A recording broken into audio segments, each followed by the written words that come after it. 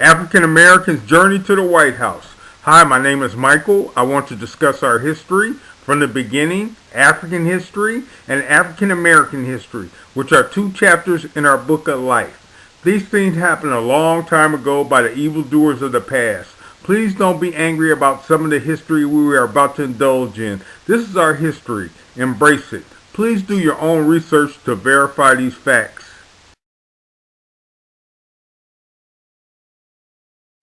We're going to focus on two areas at this time. In the upper right-hand corner, Egypt and Ethiopia.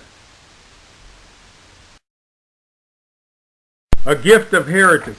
Heritage means who we are as a people and what we're all about. African kings and queens. Means first pharaoh of ancient Egypt, Africa. He ruled from 3100 BC to 38 BC. BC means before Christ.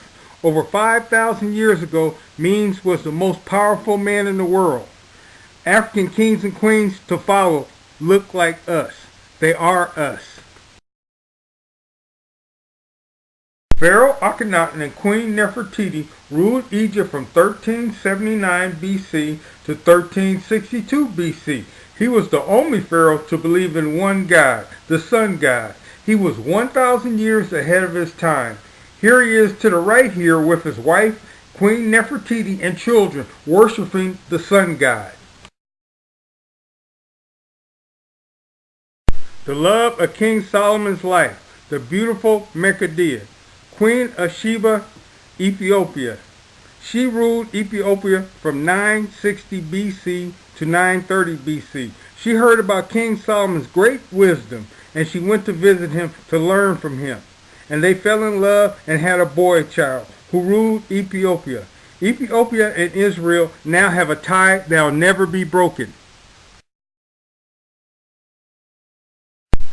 Shaka ruled from 1813 to 1829.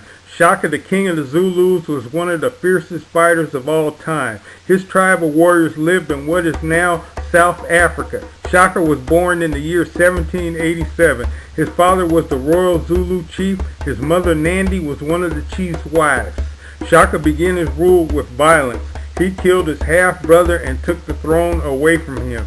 Then he began to build a huge army that would help him rule. Shaka found the warriors for his army in many parts of Africa. Shaka chose the best warriors from the tribes he conquered. He gave these warriors positions of honor in his army. In this way, Shaka built an army that was loyal to him.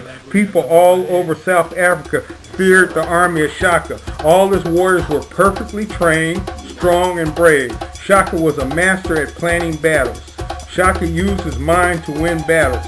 He designed a new spear for battle. They called it the killing spear. One by one, Shaka conquered the tribes around him. Shaka's goal was to rule all of Africa. He believed he could do it and that he would be able to fight off even the Europeans. They fought for many years to keep Europeans from moving into their land. Shaka ruled during a very violent time. He was a great organizer and leader. When Shaka was 42 years old, he was killed by one of his half-brothers. Shaka's life ended in the same violent way that he began his rule. Shaka lived by the spear and he died by the spear. This is King Henry of Portugal, the navigator. He was credited with finding Africa in the year 1471. When he found Africa, his dreams were realized when the Portuguese trade discovered the fantasy land of Africa with mountains of gold and ivory that belonged to the Moors of Africa, the land of the black man. This is the Moors' rich kingdom, the land of the blacks. The Moors were friendly people who openly welcomed the Europeans. They had never seen a white man before. They made peace with them and they agreed to trading the goods, which the Moors would trade and get brandy and silk and other goods, while the Europeans would get shiploads of gold and ivory.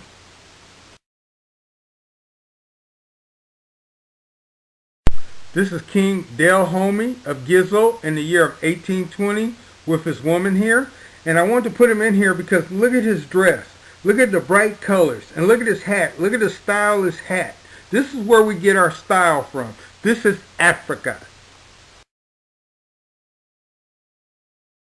There were 10 such fortresses built on the Gold Coast. Fort Emilia was the first, strictly built to store gold and ivory. Built in 1482, Emilia means gold mine. To my right is a map of Africa. Areas highlighted in red represents areas with animals with ivory tusks are located. Highlighted in yellow are areas concentrated with gold. To my left in red is a blown up view of the Ivory Coast, which represents millions of animals being slaughtered for their ivory tusks, and a blown up view of the Gold Coast, which represents a solid island of gold. When Portuguese explorers came on the shores of Africa in 1471, the sand was mixed with gold dust. God bless Africa, land of the black men, with diamonds, black gold, white ivory, and yellow gold. Mother Africa is truly the land of milk and honey. For 500 years, Africa has been raided by European invaders.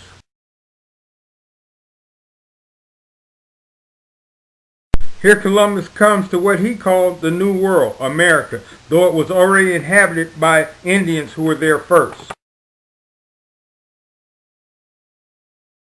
Columbus makes Indians slaves. Here Columbus fools Indians into believing he's a god that has come to help them. Europeans decide they want the Indians' land. Columbus makes slaves out of the Indians in their own land. In 1515, priests fight to protect the Indians from harsh treatment. The Indians were breaking down and running away and were not suited for plantation work. Africans were known to be the strongest and most hardest working people in the world. In 1517, African slaves were imported to replace the Indians. In 1619, first Africans were imported to Jamestown, Virginia. Thus the slave trade begins. All of Africa is open. Europeans are looking to steal, kill, and destroy anything they have to do to get slaves to build the new world, America.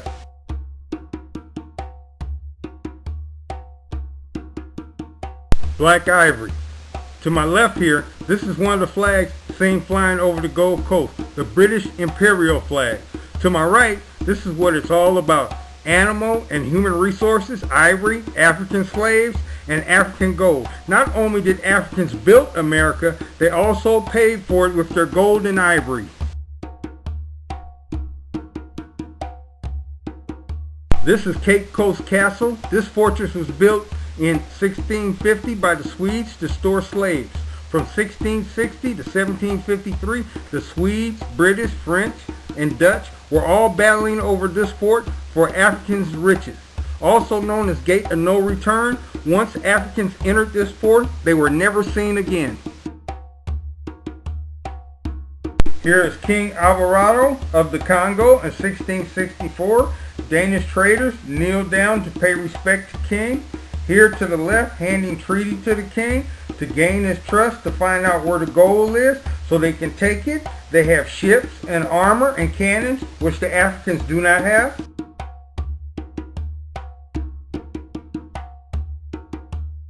Tribal warfare. Africa never had wars as we know them until Europeans came. Europeans would instigate conflicts so they could take the losing tribe as slaves. To the left, other captured Africans, men, women, and children, walking hundreds of miles to the slave ship. To my right, sick Africans are being left behind to die.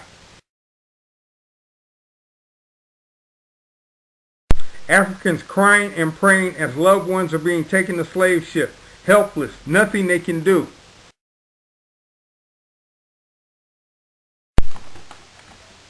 The slave trade. Trace your beginnings. From 1650 to 1900, over 10 million Africans were transported to America through the Middle Passage. Trace your beginnings. Trace your ancestors. The Middle Passage, one-way ticket to America. The Atlantic slave trade, death voyage. 3-leg journey to America. The first leg, Europe to Africa. Second leg, Africa to America, which is the longest leg, 6 to 8 weeks. And then the third leg, America back to Europe. This is a slave ship, and this is how they pack it. They might have you lay down or stand up. Where they put you, that's your spot. It's a 6 to 8 week voyage to America. That's where you sleep. That's where you use the bathroom. It's stinky. It's nasty. It's smelly. People are dying all around you. There's nothing you can do. Cargo being loaded down below. To my right here, Africans are being lowered down below with a hoist. It's cold, it's dark, there's no heat, no blankets, no light, nothing down there but the Africans and the rats. To my left, hundreds of children being loaded on the upper deck. To my right, women and children being loaded below deck.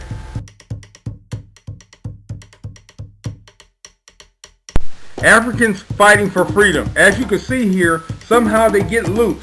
And they're coming up from the bottom of the ship, as you can see in the picture to the left, with a chain in his hand, and they're fighting for their life. It's on. Africans being checked for sickness. As they make it to the New World, they clean Africans up from long journey to America. They want them to look clean and healthy for the sale at the slave auction. Upon arrival in America, slaves being sold at auction. Now right here to the left, here's a for sale sign. It says, to be sold, a cargo of 94 prime healthy Negroes. Now to the right, here's the actual auction. Now this is a lucky family because the husband and wife and 2 kids are being sold together. Because if the slave owners wanted to, they can take the man's wife and just leave him by himself. Hundreds of families are split up at auction. To my left, buyer checks woman's teeth like she's an animal. To my right, slave owner takes slave home from auction with rifle in hand. Welcome to America. After auction, family of women and children are branded with a branding iron so owner knows his stock. Notice to the right the branding iron. It's made of metal, it's heavy, and what they do is stick it in fire and get it red hot. Then they press it up against your skin.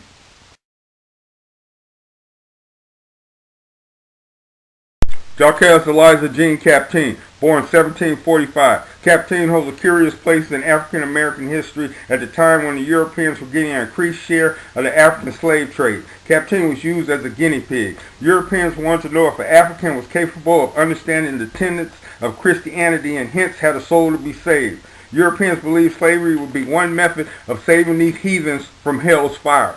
As a slave, Captain was bought and sold at the tender age of 8. Greedy business entrepreneurs saw a source of great profit. Captain was then educated. Europeans were amazed at the brilliance of this young slave, convinced that they would make even more profit from systematic training, brainwashing. Captain soon mastered Greek, Hebrew, Latin, and the Chaldean languages and was sent to the University of Leiden where he earned a degree in theology and also was a scholar. News of Captain's brilliance spread. Upon graduation, he was sent to Fort Amelia on the Gold Coast to work amongst his people as a missionary. Captain was brainwashed by his master and teachers. As the slaves were being loaded on the slave ships, Captain would put the chains on the slaves and tell them, "This is for your own good, heathens, to save your immoral souls." Captain was trained to betray his people. This frightened the Europeans. Not only were slaves bigger and stronger, but also had the potential to be superior in mind. Education was banned for slaves. Anyone that taught a slave to read or write would be hung. Education is power. Don't ever stop learning. Captain was a victim. He had no father, no man that looked like him to teach him right from wrong. It's so important as men that we teach all black boys to help each other, not kill each other, be strong black men.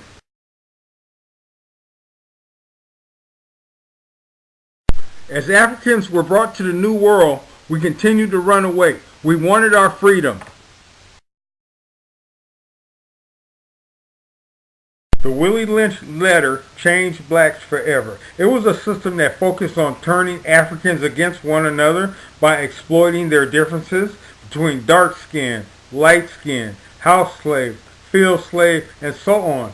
The plan was to turn Africans against one another so they would trust and love master.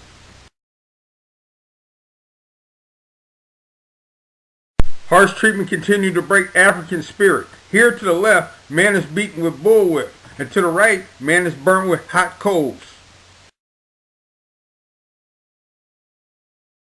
To my left here, these are 3 free Negroes kidnapped and sold into slavery in America. There's nothing they can do. To my right here, this is Nat Turner, who was a model slave. He was taught to read and write, and he was made an evangelist in church. He read the Bible to fellow slaves, and things didn't make sense to him. The way they were being treated and the way the Bible said they should have been treated like human beings, not like animals. When he went to sleep that night, he had a nightmare about white man and black man tussling in heaven. When he got up that morning, Nat and fellow slaves went from plantation to plantation and killed 56 whites in 48 hours. He was on the run for 6 weeks. Here he is to the right, being captured and hung.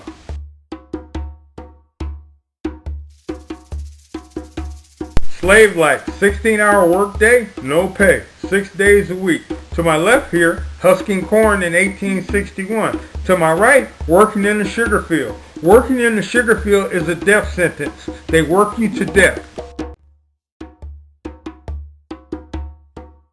Slave life in their own words. To the left here, here's a plantation with plantation slaves in South Carolina in 1862. Now on the right here, this is Mr. Gil Ruffin. He worked in the field all his life. I'm going to read something from his own words. When I growed up, Master Butler took me out the house and put me to work in the field. He had an overseer that showed us how to step. We used to be rough during slavery time. Now, I'm not making fun of Mr. Ruffin at all, but he was approximately 100 years old, and he's not sure because he wasn't educated. He wasn't allowed to be educated. He didn't have a choice, but you do. That's why it's so important that you guys learn as much as you can, because without education, you're a slave. House slaves work inside all day. House slaves are treated better, they dress better, ate better, and depending on the master, may be educated. This is a typical slave cabin. 5 to 30 slaves might live here. It's a one-room slave cabin built of logs with a mud chimney, usually containing straw or sticks. The windows were merely holes in the walls with no glass, with swinging doors and shutters that were closed during the winter, and the floors were dirt.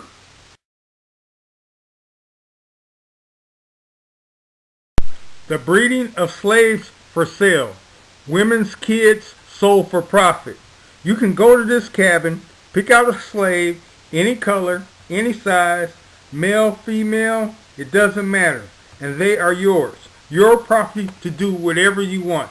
You can beat them, you can kill them, you can do whatever you want. It's your property, nothing will happen to you. Retired women breeders, 1936. God bless them, they made it through it. Retired male breeders, 1936. God bless them, they made it through it. An abolitionist is a person who is against slavery and any law or practice deemed harmful to society. If not for brave white abolitionists like William Lloyd Garrison, we might still be in slavery. Garrison felt that no person had the right to enslave another, and African Americans should be granted citizenship. In 1833, Garrison and 3 of the most active anti-slavery organizations joined together with a group of free African Americans to establish the American Anti-Slavery Society. Garrison headed this group to fight the injustices of slavery. Another famous abolitionist, the great Harriet Tubman, known as Black Moses, for leading her people to the Promised Land. One of many conductors of the famous Underground Railroad, Tubman escaped from slavery in 1849. She made 19 trips, risking her life, going back to the South to guide over 300 slaves to freedom, never losing a single one. Many said she was fearless and carried a gun, and sometimes used it to threaten runaways. If they wanted to go back, Tubman would point her gun at the runaway and say, You'll be free or dead. She would be asked, why did you keep going back? She replied, I wanted to help my people. Harriet Tubman, a true hero for her people. When we came to America, our past and heritage were stolen from us and replaced with lies. As a people, young and old, it's important we learn about our past, where we came from, the truth. The truth will set us free. A person with no past has no future.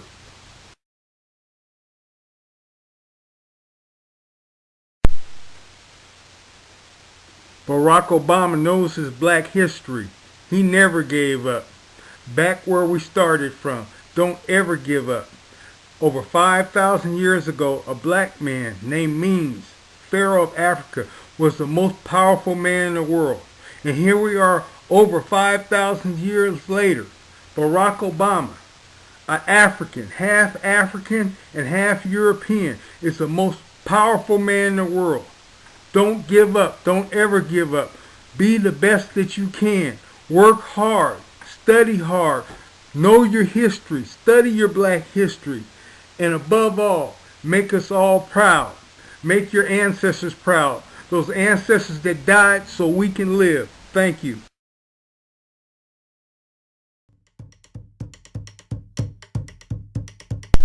These are all the websites and books I got all my information from.